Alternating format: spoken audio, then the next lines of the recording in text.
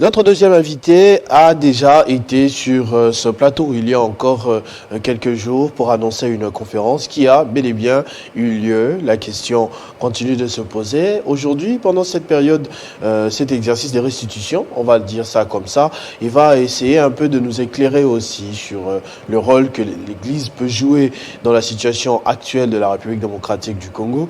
Il s'agit de l'apôtre Emmanuel Bobo. Bonjour et bienvenue. Bonjour, merci. J'ai bien raison de dire que vous aviez déjà été là, je crois, il y a quelques jours, une affaire de semaine, pour la conférence qui a fini par avoir lieu. Est-ce que vous pouvez nous parler d'abord de ce qui vous a poussé à initier la conférence avant de parler des résultats? Oui, la conférence, je disais que c'est une vision que le Seigneur avait déposée dans nos cœurs il y a de cela déjà quelques années. En Europe, on a toujours organisé cela, à part ces 2 ans passés qu'on n'a pas pu organiser suite aux réalités de Covid. Mais ici, c'est pour la première fois, c'est-à-dire que quand on a voulu reprendre la conférence, le Seigneur nous a mis à cœur de reprendre ici à Kinshasa, mais qui est la première édition. Donc c'est une conférence qui existe déjà en Europe. Chaque année, nous organisons une fois par année l'Église guérison des nations. Et qu'est-ce que vous sous-entendez par guérison des nations? Donc c'est pour dire Église guérison des nations.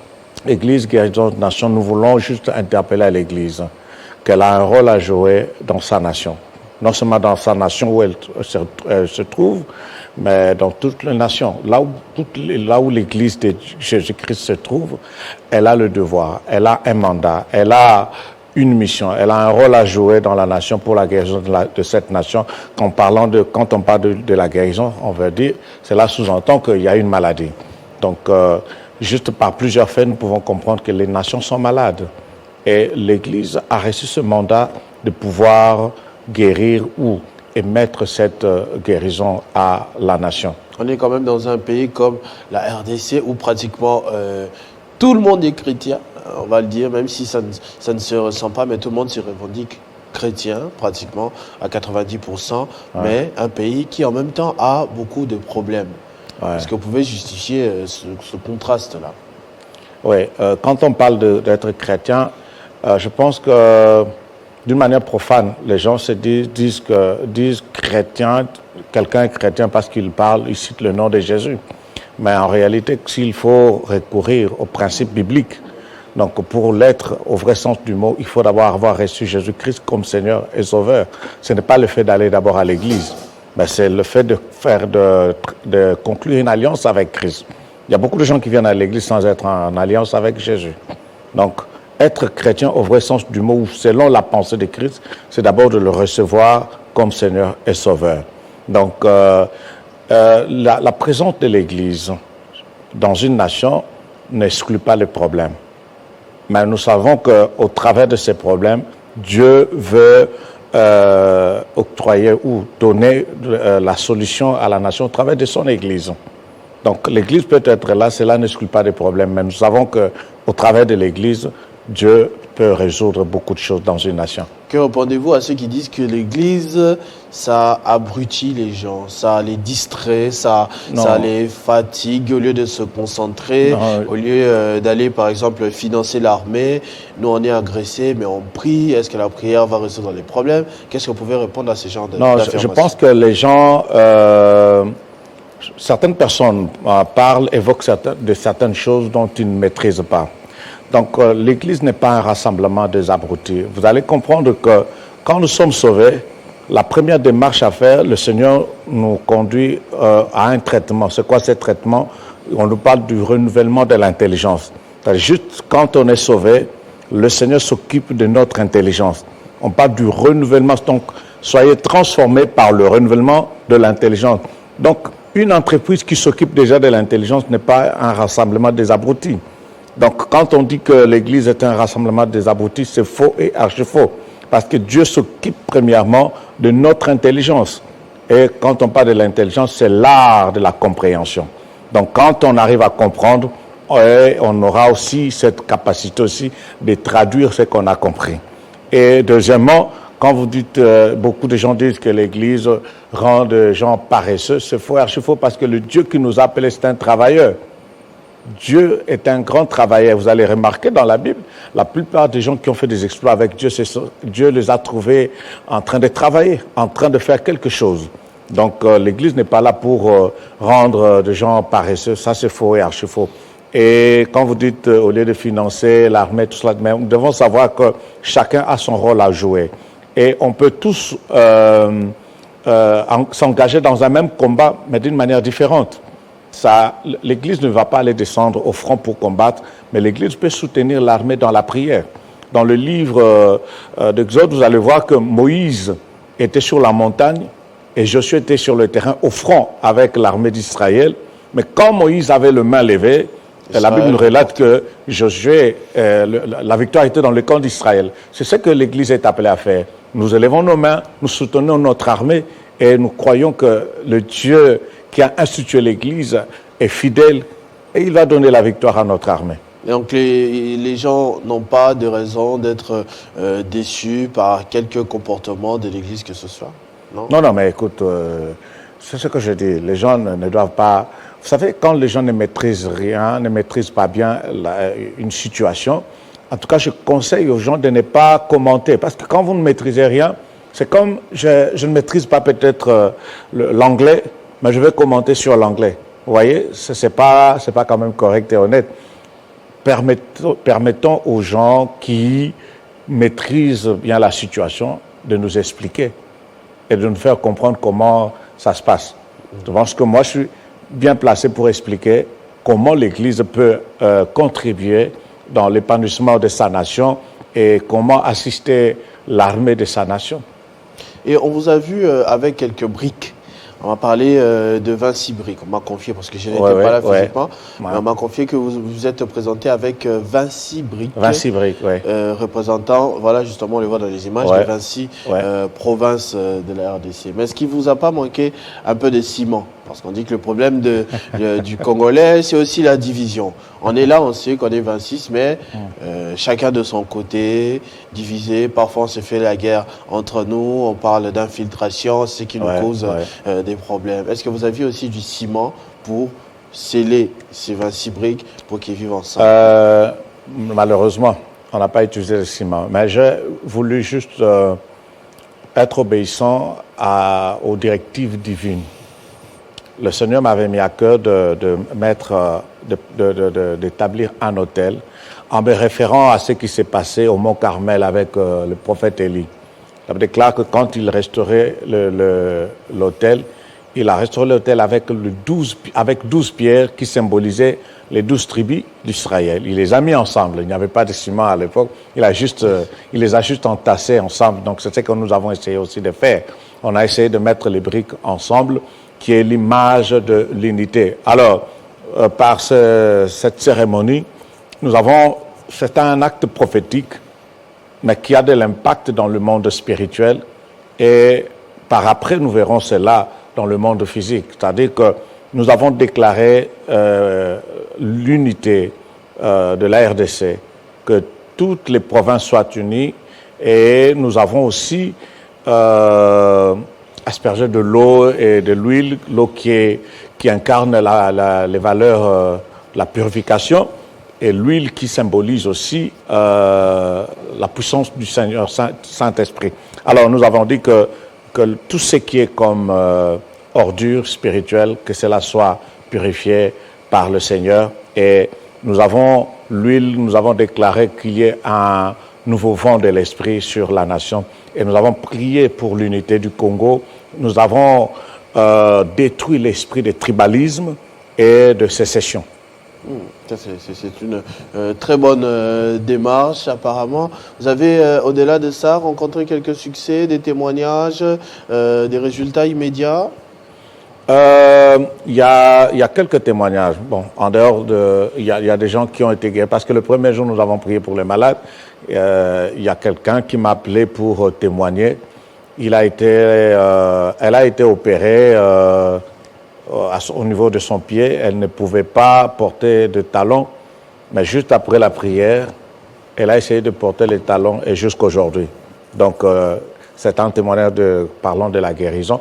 Et deuxième chose qui m'a plu aussi, c'est qu'il y a des gens qui ont eu une autre conception par rapport à leur nation. Donc, par leur nation, à notre nation. C'est-à-dire qu'ils ont une autre image en se basant sur certains témoignages qui ont été évoqués par rapport à l'occultisme, ce qui s'est passé autrefois dans ce pays, comment le pays a été vendu par les occultistes, tout cela. Et il y a des gens qui ont été saisis par de telles réalités et ils ont compris qu'il est très important de prier pour notre nation. Et déjà, quand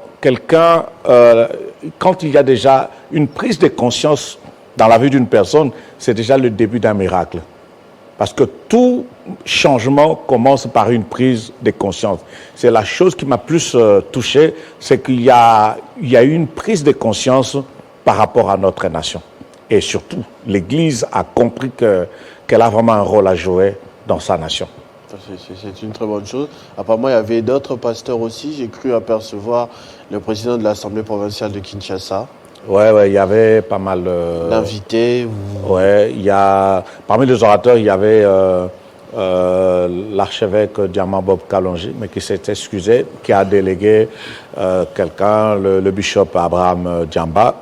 Il y a l'apôtre majeur Jean-Baptiste Soumbela, qui a été aussi empêché parce qu'il est à l'étranger. Et il y a l'archevêque général Albert Conquenza qui était là, il y a l'apôtre Jean Clément, il y a la servante de Dieu Maman Germaine Ilunga, et il y a aussi une surprise, c'était l'apôtre Guy, et sans oublier l'office des offrandes, le pasteur Daniel Mabunduka. D'accord. On va suivre un extrait, peut-être, on m'a dit que c'était prévu. On va suivre un extrait, un petit commentaire de l'activité le jour J et on revient commenter avec vous. Ok, merci.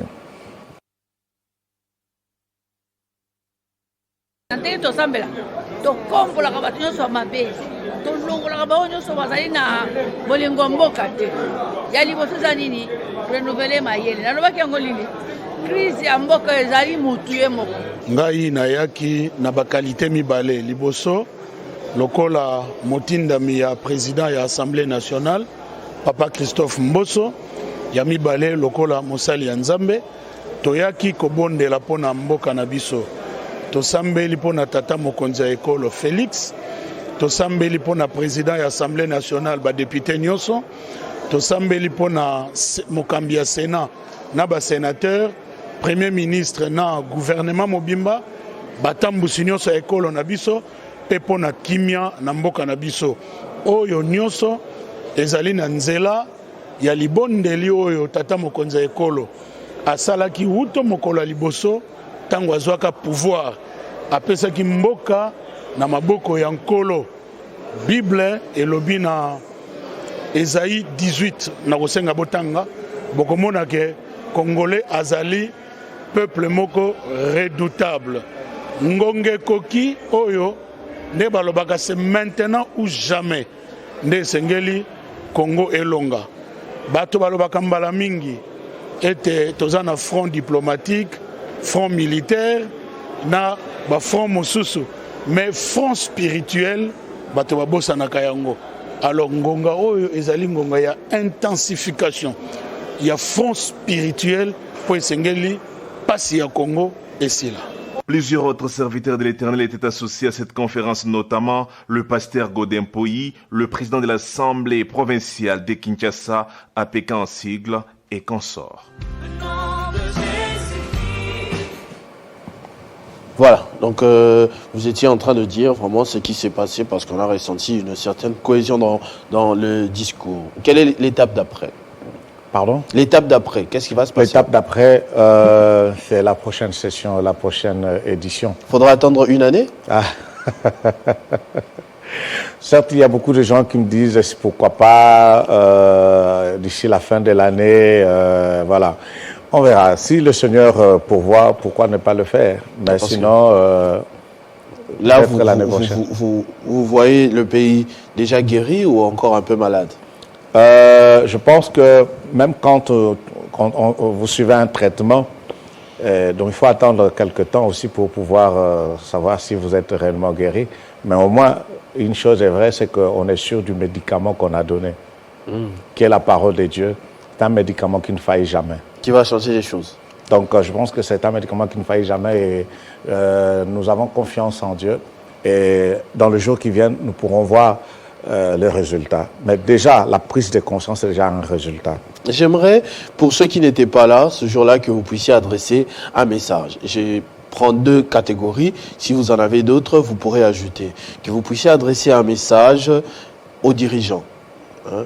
Ceux qui dirigent le Congo par rapport à cette situation où en tant qu'Église capable de guérir une nation, si vous pouvez leur adresser un message juste après cette conférence, quel serait ce message? Et à la population qui est gouvernée et qui est censée aussi apporter sa pierre dans l'édifice et ne pas mettre les bâtons dans les roues aux dirigeants par exemple, si vous devrez adresser un message particulier à ces 2 catégories. Vous pouvez ajouter une autre catégorie, peut-être vos fidèles, peut-être votre famille ou quoi. La caméra est à vous. Alors, j'aimerais m'adresser à tous les dirigeants, d'abord chrétiens, tout en sachant que, étant chrétiens, nous faisons partie de cette Église de Christ. Nous avons un rôle à jouer dans notre nation. La Bible déclare que nous sommes le sel de la terre et nous sommes aussi la lumière du monde. Donc nous sommes appelés à donner du goût et nous sommes appelés aussi à éclairer. Donc la RDC a besoin de nous et j'aimerais dire à tous les dirigeants qu'ils peuvent compter sur le soutien de l'Église. L'Église n'est pas là seulement pour contempler ce qui se passe, mais l'Église est en train de travailler, de contribuer à l'épanouissement de notre nation. Et je m'adresse aussi à tous ceux qui ne sont pas même pas dans la politique, mais qui sont influents dans un secteur bien précis dans la société, d'abord, d'aimer leur nation, d'aimer notre nation. C'est très important. Vous savez, quand nous n'aimons pas cette nation, nous disons de n'importe quoi, nos paroles aussi ont de l'influence sur cette nation. Aimons notre patrie, proclamons de belles paroles, de bonnes paroles sur notre nation. Et j'aimerais demander à tous les chrétiens de la RDC, même ceux qui sont dans la diaspora, d'aimer leur nation et de proclamer de belles paroles sur leur nation et de soutenir toutes les institutions qui dirigent la RDC parce qu'ils ont besoin de la prière. Vous savez, dans la Bible, vous allez voir que l'office sacerdotal et prophétique a accompagné l'office royal.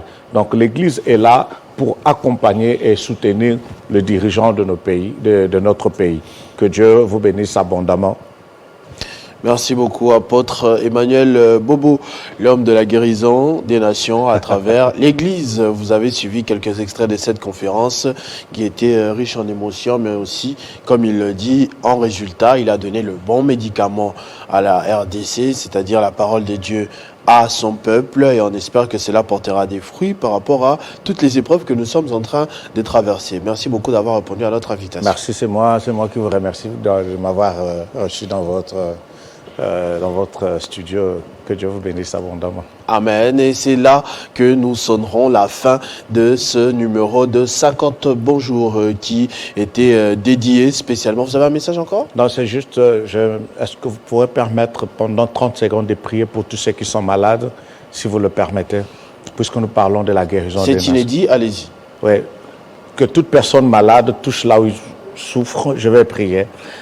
Au nom de Jésus, Père, je détruis toute influence de la maladie sur la vie de mon frère et de ma sœur. Je le détruis au nom puissant de Jésus-Christ. Et je proclame la guérison, la restauration, la vie au nom de Jésus-Christ. Amen. Merci beaucoup, amen, apôtre Emmanuel Bobo, et merci beaucoup pour cette aimable attention. On espère que c'est là, on croit que c'est là apporter immédiatement des fruits. Il y a des téléspectateurs qui sont en train de nous suivre et qui apprécient beaucoup ce que vous venez de faire. Je pense notamment au couple Matula, Glody Matula et Noéla Matula qui sont en train de nous suivre. Et il a fait un message pour dire merci par rapport à cette prière. Merci beaucoup. Merci beaucoup. On va aussi rappeler donc que cette tranche matinale était dédiée spécialement à Marie-Olive Lembe Kabila qui célèbre son anniversaire aujourd'hui. Toute l'équipe de Télé 50, Jean-Marie Kassamba, les techniciens Freddy Kabengele, Carly Mabiala, Arnold Fataki, Dédé Sansois, tout le monde souhaite un heureux anniversaire à l'ancienne première dame Marie-Olive Lembe Kabila et on espère que Dieu lui accordera encore beaucoup plus des jours à vivre sur cette terre des hommes parce que c'est une dame qui fait beaucoup de bien à beaucoup de gens. Les témoignages sont légion. Voilà, 50 bonjours est terminé avec tout ce qu'on a eu à voir comme rubrique et invité. Merci beaucoup de votre attention. On va se séparer peut-être avec un clip d'Eli Jeff. J'ai vu avec Carly Mabiala tout à l'heure. Il me l'a proposé. Si on peut se séparer avec cela, on va se retrouver très prochainement avec le même plaisir. Ce sera vendredi ou peut-être avant. En attendant, vivez heureux, vivez jusqu'à 100 ans.